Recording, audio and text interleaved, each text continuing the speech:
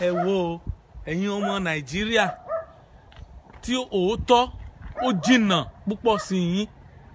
Farm la wà ní London, farm òyìnbó. Àwa ra generator lọ́wọ́ wọn ni. Wọ́n kó ẹyin sínú gbá báwọn bàbá ńlá wa ṣe ń ṣe láyé àtijọ́. Wọ́n á bẹ́ ọ̀gẹ̀dẹ̀, wọ́n á gbé sójú títì. Mọ́tò tó bá ń lọ ẹ páàkì, ẹ ra nǹkan tẹ́ fẹ́ rà, ẹ fowó síbẹ̀.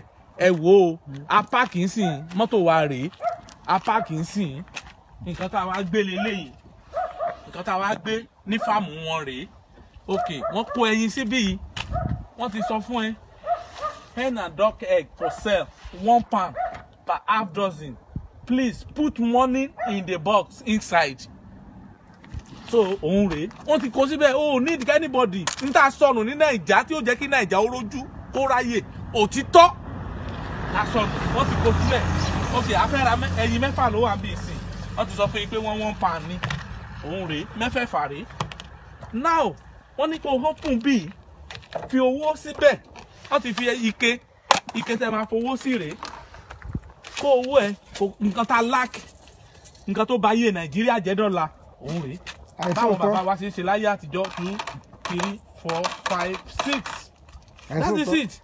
Àìsóòótọ́. 6. Àìsóòótọ́. Òun ló bá yé wa jẹ́ ní Nàìjíríà. Ẹ jẹ́ káwọn olórí wa àtọmọ ẹ̀yìn àti onílé àtàlejò ká wá òótọ́ rí níbi tó ti sọnù. Òun rèé. 6 pound. Àti kò síbẹ̀ yẹn. Agbéke yẹn padà. Òun rèé. Àbáwọn tí padà. Ààrẹ yẹn kan bí o. Kò sí anybody tó jáde sí wa. Ilé wọn rèé o. Ilé rèé, everybody, everywhere rèé. Fáàmù ní bíbá yìí, àwa ń kọjá lọ ní. A rí pé a ní láti ra ẹyin. Òun rèé. A ti kó owó yẹn síbẹ̀. Mẹ́fà. 1, 2, 3, 4, 5, 6. Toka again. This is it. 1, 2, 3, 4, 5, 6. The only thing tá need lórílẹ̀-èdè bàbá wa tó nílé agbádùn, tálejò agbádùn, tíyà ò ní jẹ ọmọdé, tíyà ò ní jẹ àgbà, látorí olórí, láti orí owó ìlú, tó fi dọ́mọ ìrìnsẹ̀, láti orí commissioner, governor, president, chancellor, òótọ́ ìṣẹ́jú kan ṣoṣo ọmọléèwé ká ní láàrin ara wa, látorí ọmọdé dórí àgbà. Ẹ ṣé o, bye bye. This is it. Àwọn nìyí o, mẹ́fà àti kó 6 pounds síbẹ̀ yẹn. Oníkálùkù ń bá tiẹ̀ lọ. Kámẹ́rà wà tó ń wo everything, gbogbo nǹkan tá à ń ṣe ní kámẹ́rà ń wo.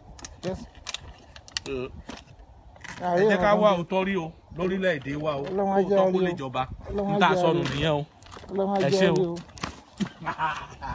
N tá a sọnù ní Nàìjíríà nìyẹn. Òótọ́. ní òkú sílẹ̀ lẹ́yìn mi. Ẹ máa fídíò mi bí o ṣe ń kó sí. Àmọ́ mi disturb. Wọ́n lè rí i pé bí ó ṣe rí nílùú òyìnbó nìyẹn o. Ààrẹ anybody o. Kò sẹ́ni kankan. Òótọ́ nìkan la sọnù. Òótọ́ ló bá wa jà lórílẹ̀-èdè Nàìjíríà. Ọmọdé olóòótọ́, àgbà olóòótọ́, onílé olóòótọ́, president olóòótọ́, governor olóòótọ́, commissioner olóòótọ́, judges olóòótọ́, aráàlú gan olóòótọ́. Everybody kan parọ́ bó ṣe wù wọ́n. Ọ̀rẹ́ àti ń lọ. Ààrẹ yẹn kankan. Ẹ̀ṣin ló wà nínú tó ń jẹ kó lọ́kàn yẹn. Ó dá o. Ọlọ́wọ́ jẹ́ ká náà lè ṣe báyìí o. Àbí o. Ọjọ́ tí ìlú wa bá padà sí báyìí, àgbádùn o. Àmín. A rí pé òótọ́ jọba. Yorùbá nation now. Yorùbá nation now.